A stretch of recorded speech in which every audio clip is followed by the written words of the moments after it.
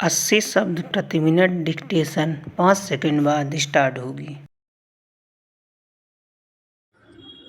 Ready start. Delhi का ऐतिहासिक रामलीला मैदान ऐसे कई आयोजनों का साक्षी रहा है जिन्होंने भारतीय राजनीति की दिशा और दशा बदलने का काम किया।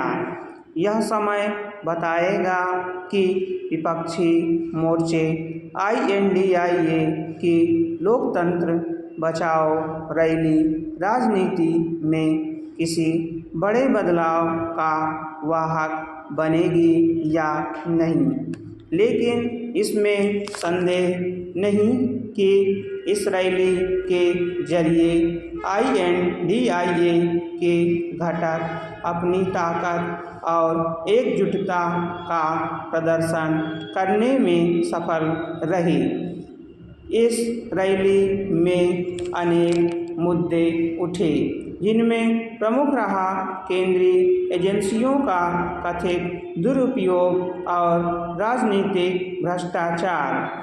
झारखंड के पूर्व मुख्यमंत्री हेमंत सोरेन और दिल्ली के मुख्यमंत्री अरविंद केजरीवाल की गिरफ्तारी के चलते ऐसा स्वाभाविक ही था।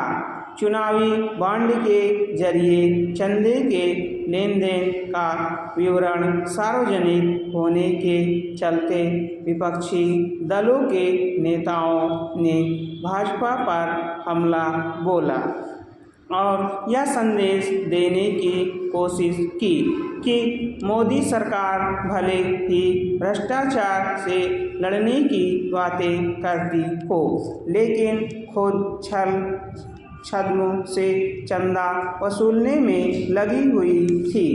इसमें संदेह नहीं कि चुनावी बॉन्ड से दिए जाने वाले चंदे का जो विवरण सामने आया है उससे अनेक गंभीर सवाल खड़े हुए हैं, लेकिन इसकी अनदेखी नहीं की जा सकती कि जिन कंपनियों का नाम लेकर यह कहा जा रहा है कि मोदी सरकार ने उन पर अनुचित दबाव डालकर चंदा हासिल किया, उनमें से अनेक ने विपक्षी दलों को भी अच्छा खासा चंदा दिया है। राजनीतिक भ्रष्टाचार एक कड़वी सच्चाई है, लेकिन यह भी उतना सच है कि इस मामले में कोई भी दल दूध का धुला नहीं है।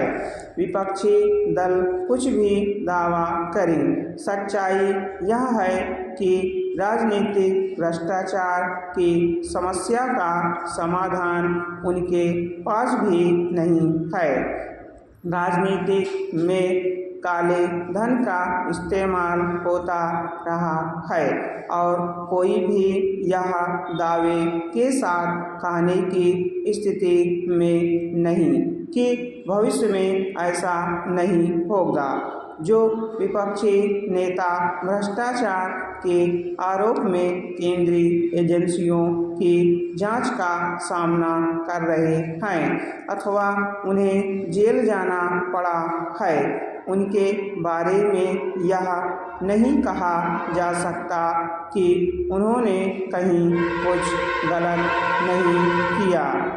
देखना यह है कि विपक्षी दलों ने राजनीतिक भ्रष्टाचार का मामला उठाकर मोदी सरकार को घेरने की जो कोशिश की, उससे देश की जनता कितनी प्रभावित होगी और इसकी आवश्यकता महसूस करेगी या नहीं कि इस गठबंधन को सत्ता में लाना आवश्यक है। इस रैली में जो एक अन्य मुद्दा जोर शोर से उठा वह यह रहा कि यदि भाजपा फिर से सत्ता में आ गई तो लोकतंत्र भी खत्म हो जाएगा और संविधान भी।